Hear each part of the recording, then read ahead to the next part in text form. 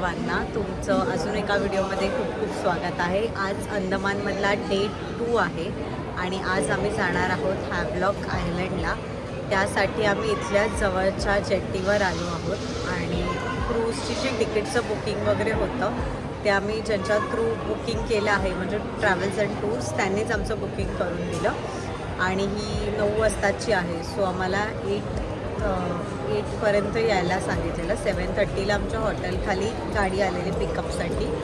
So ब्रेकफास्टला वेळ होईल म्हणून आम्ही ब्रेकफास्ट पॅक करून घेतलेला। तर त्यांनी ब्रेड बटर्स कुकीज ज्यूस वगैरे असं सगळं दिलं आहे। तर आम्ही वेटिंग पॉईंटवर थांबलो। इथे पण आमचं चेकिंग झालं लगेजचं आणि सेल्फ चेकिंग परत सगळीकडे नाही, ते आधार कार्ड वगैरे सगळं चेक केलं जातं म्हणजे सिक्युरिटी चेक खूप टाईट आहे। सो आता हॅवलॉक आयलंडला जाऊया, बघूया हॅवलॉक आयलंड कसं आहे काय असणार आहे। जस्ट आम्ही बसल्यावर ब्रेकफास्ट आधी करून घेतला कारण खूप भूक लागली। सकाळी फक्त ब्लॅक टी घेऊन निघालो होतो। सो लेट्स सी कसं आहे काय आहे। सो ही आपली बोट आहे हॅवलॉक आयलंडवर जाण्यासाठी। इथे पण बरेच फेरी सर्व्हिसेस आहेत आणि हे बोटमधलं इंटिरियर आहे खूप चिल्ड करून ठेवलेलं कारण बाहेरचं वातावरण ह्युमिड असल्यामुळे आणि बॉलिवूड म्युझिक सुरू होते। सो आम्ही बोट काही एक्सप्लोअर नाही केली, जागेवरच बसून खूप छान झोप काढली।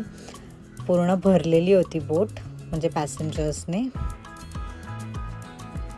आता आपण उतरलो आहोत हॅवलॉक आयलंडवर आणि इथला समुद्र तुम्ही पाहू शकता, पूर्ण निळाशार समुद्र आणि मासे वगैरे पाण्यातले सगळे इतके क्लिअर दिसत होते ना, कोस्टल वगैरे।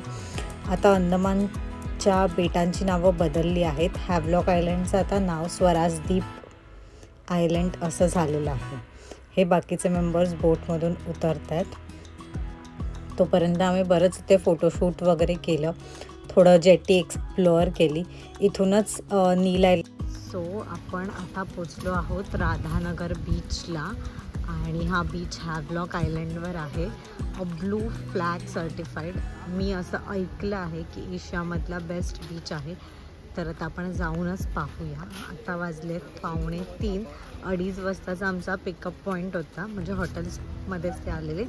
त्याच्या आधी आम्ही फेरीने जे उतरलो ते जवळजवळ 10-10:30 त्यानंतर थोडा रेस्ट केला। जेवण पण आम्ही हॉटेलमध्येच ऑर्डर केलेलं आणि आता आम्ही रेडी होऊन निघालो आहोत। तर आता आपण जाऊया बीचवर। खूप ऊन आहे इथे त्यामुळे सनस्क्रीन वगैरे सगळं लावलं आहे आणि we are making sure that we are staying hydrated and everything. इथे पण स्पोर्ट्स ॲक्टिव्हिटीज वगैरे आहेत पण आमचं जे पॅकेज आहे ना त्याच्यामध्ये उद्या आहे। सो मग आज असं काही प्लॅन नाही केलं। So let's go. सनसेटसुद्धा आपल्याला पाहायला मिळणार आहे तर आपण तो पाहूया थोड्या वेळात। हा आहे राधानगर बीच। पूर्ण पांढरी शुभ्र वाळू आहे आणि निळाशार समुद्र आहे असं आहे आणि इथे बसायला वगैरे आहे। तरी थोडं समुद्रकिनारी जातो, मग थोडा वेळ बसू, मग पुन्हा समुद्रकिनारी येऊ।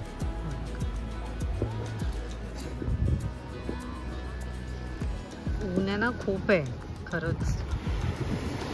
टाटा बघा।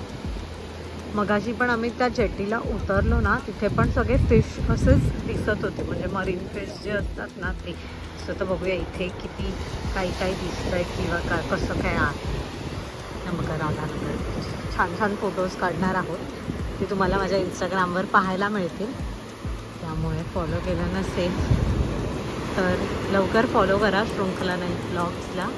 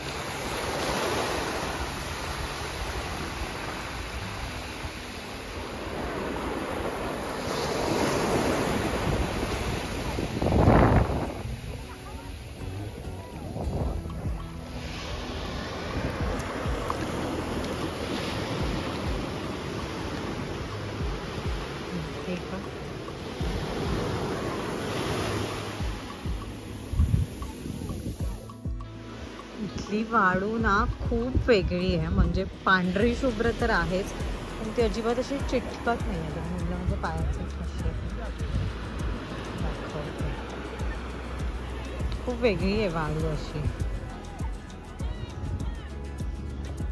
नुकतंच लग्न झालंय त्याच्यामुळे फेरवी वगैरे दिसते पाया, शॅडोज खूप येते. आणि इथली ही तर तुम्ही बघू शकता एकदम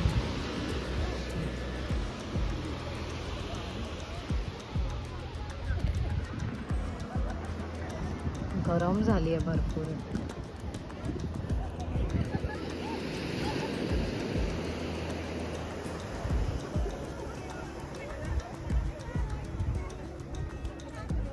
नेलाट आणि हातावरची मेहंदी थोडी थोडी जात आली. नेलाट नाही जाणार, ते मला काढायला जावं लागेल, पण मेहंदी जात आली.